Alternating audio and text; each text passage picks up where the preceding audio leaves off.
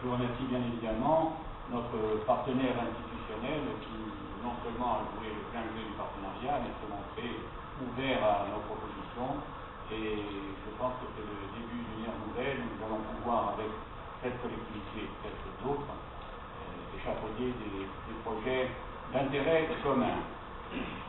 Je vais lancer quelques idées, je ne vais pas introduire le débat de manière trop minutieuse, puisqu'il y a des intervenants qui vont le faire, et surtout le grand témoin qui s'efforcera, je sais qu'il le fera avec brio, de faire la synthèse de toutes les interventions.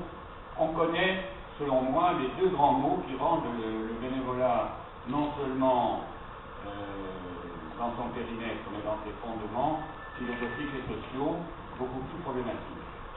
Il y a tout d'abord l'aspect exacerbé de gain individuel qui dévalorise l'action démesurée et le poids du stress collectif qui pénalise le loisir et le jeu.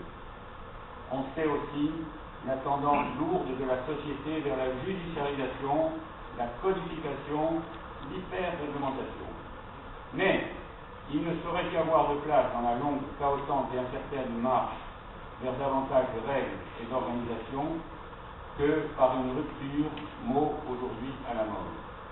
Les bénévoles de demain auront pourtant, même si l'on doit censurer leur rôle, auront toujours besoin de cette part de réel et de foi qui a fait la force de leur désir.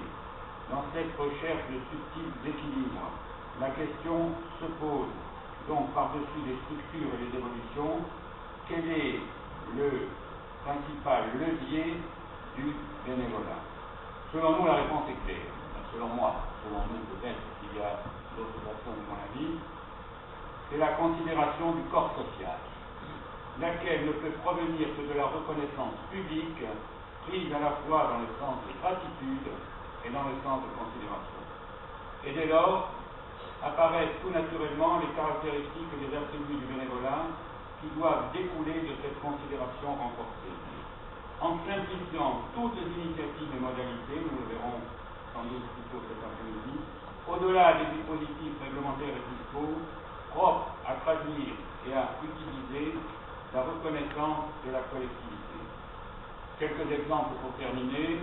Dans l'univers sportif, l'octroi d'avantages concrets donnant accès aux stades et aux compétitions, une représentation propre dans certaines instances représentatives des activités économiques et sociales, des facilités accrues au regard de la presse sportive et des médias en général, que c'est l'abonnement privilégié, participation aux tribunes et aux débats, et également, pourquoi ne pas le dire, contingent particulier de distinction honorifique propre à exprimer la reconnaissance publique.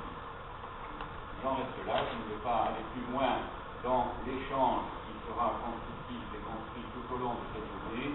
Ce ne sont bien sûr là que des orientations non limitatives. Je vous remercie pour votre attention et je passe maintenant la parole à Victor Negroni, président de la Ligue de Corse de football honorée.